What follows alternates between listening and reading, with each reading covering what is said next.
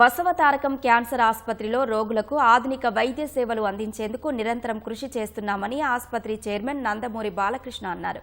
దేశంలోనే మొట్టమొదటిసారిగా 240 స్లైడ్ స్కానర్తో కూడిన డిజిటల్ పాథాలజీ వ్యవస్థను అందుబాటులోకి తెచ్చినట్లు పేర్కొన్నారు.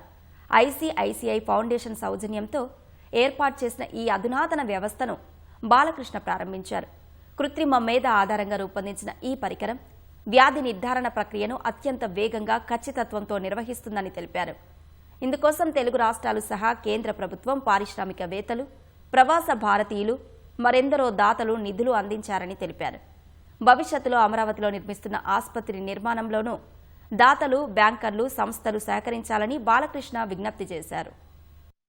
ఎంతో మంది దాతలు ఇంతకుముందు కూడా ఎన్నో పరికరాలు మన ఆసుపత్రికి అందజేయడం, వాళ్ళందరికీ మనం కృతజ్ఞతలు తెలియజేసుకోవడం, మనం ఇక్కడ మంచి వైద్యాన్ని అందిస్తున్నామో దానికి స్పందించి మాకు అందిస్తున్న ఈ సహకారానికి ఐసిఐసిఐ బ్యాంక్ వారికి నా హృదయపూర్వక కృతజ్ఞత వందనాలు తెలియజేసుకుంటున్నాను.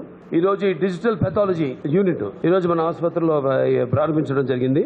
ఈ డిజిటల్ పెథాలజీ స్కాన్ ఉండేది, కానీ అదేంటంటే ఎక్కువ టైం తీసుకునేది. ఒక్కొక్క స్లైడ్ రీడ్ చేయడానికి 20 నుంచి 25 నిమిషాల దాకా తీసుకునేది. అటువంటిది ఇప్పుడు వచ్చిన ఈ డిజిటల్ సపోర్టెడ్ ఈ డిజిటల్ ఏదైతే పెథాలజీ స్కానర్ ఉందో 5 నిమిషాల్లోనే మొత్తం మనకు కావాల్సిన వివరాలన్నీ అందజేయడం.